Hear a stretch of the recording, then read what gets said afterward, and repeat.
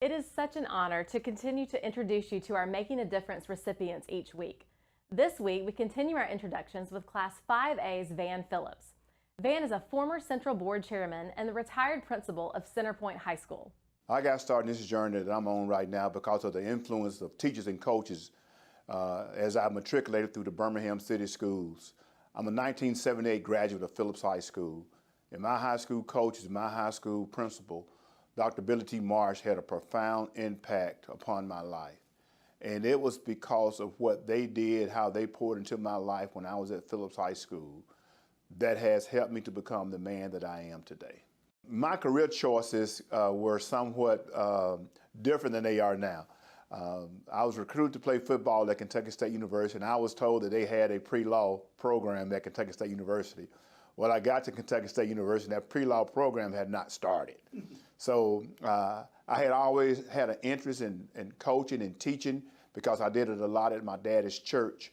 So that initial shock when I found out they did not have the pre-law degree program that I had anticipated in, I chose the field of education. And man, am I so glad that I did. My life has never been the same. You know, I was offered superintendent jobs the last 20 years, a couple, 3 or 4 occasions to become superintendent. But I loved what I was doing as a principal. And I felt the principalship role was the role that God had designed and destined me to be. Not necessarily a superintendent. I had the opportunity to be superintendent several times, but it was that personal day-to-day contact with children that I felt what God wanted me to do. I really felt the pull when I stopped being a coach at Fairfield High School when I first moved into administration at the young age of 27 years old. I really felt, and I still have connections right now with those students where I was their head coach and I was the sponsor of the Fellowship of Christian Athletes. I still see those young people right now. Almost somebody calls me on a daily basis about the influence that I had on their life, but I think they had a bigger influence on my life because as I was forming who I was going to become as an educator, it was because of the work that I was able to do with those children at Fairfield High School that made me who I am. And then to move, and one of the things about it, Ron, I've been a part of the Alabama High School Athletic Association since I was about 12, 13 years old. My children participated in the Alabama High School Athletic Association championship programs, both my son and my daughter. My son played football and 2 other sports at Shays Valley. My daughter played basketball, and of course, she got her claim to fame running track in the state of Alabama. And I wanted my children to share some of the same experiences I had as I was growing up. So just to be a part of the realm of education, to work with children and work with parents and work with communities, it has been life-changing for me.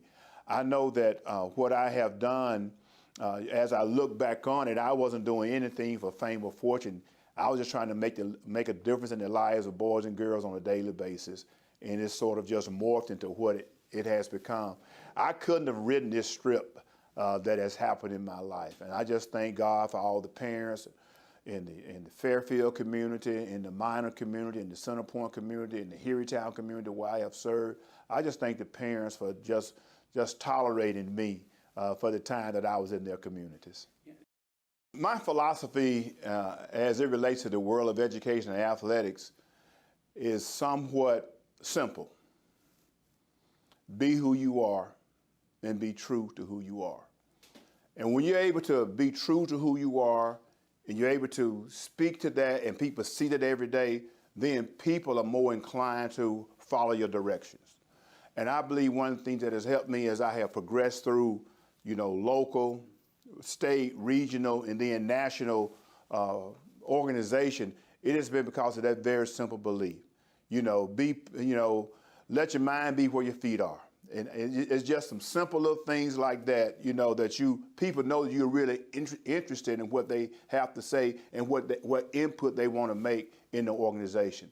So I think just being a part of the Principal Association, when they being a part of the National Principal Association, being selected High School Principal of the Year for the state of Alabama in 2017, working with the 5th District for almost 40 years, and then being elected to leadership in the 5th District, then to be elected to leadership on the Central Board, and the icing on the cake to be elected president of the Central Board of Control for the Alabama High School Athletic Association.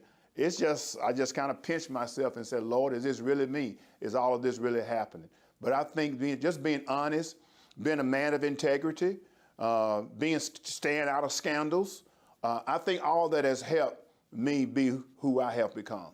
Well, I think the executive director position of the Alabama High School Athletic Association is one of the most coveted positions in the United States of America, because our association is the envy of many state associations across the country. And you may ask, why do you say that? Well, I hear it from other board members across the state of Alabama.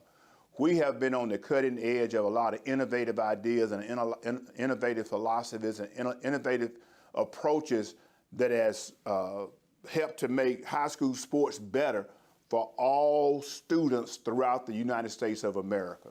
And our executive directors, all of our executive directors, have really taken that challenge on. But specifically, Steve Savarese, the hard work that he put into that association, all the innovative ideas, the competitive balance. You can just go on and on. The pitch count for softball, baseball, pitch count for baseball that we have now, that's a national model. You know, our revenue sharing program, it's a national model right now. And to be on the board and then to be selected president of the Central Board of Control, when we were going through that transition, it was almost a biblical scripture came to my mind that for such a time as this, God has us what we are. And I believe that was such the case 2 years ago when Mr. Savarese announced his retirement, and I was the head of the search committee because of my position as the president of the board, and we hired Alvin Briggs to replace, not replace, but to follow Mr. Steve Savarese, and that was the best decision the Board of Control could have made. Alvin had been right there with Mr. Briggs for a number of years. Mr. Briggs had been right there with Coach Savarese for a number of years. Every meeting that Mr. Savarese went to, Alvin was right there. So he was soaking up all the information. He was soaking up new ideas. He was being groomed. He was being trained. He was being put in a position that he had to make some tough decisions as an associate executive director, because Mr. Savarese knew that at some point in time he would step away from being our executive director. So I am pleased with the direction that Mr. Savarese kept us on, and I am very pleased with the direction and the fortitude shown by Mr. Alvin Briggs.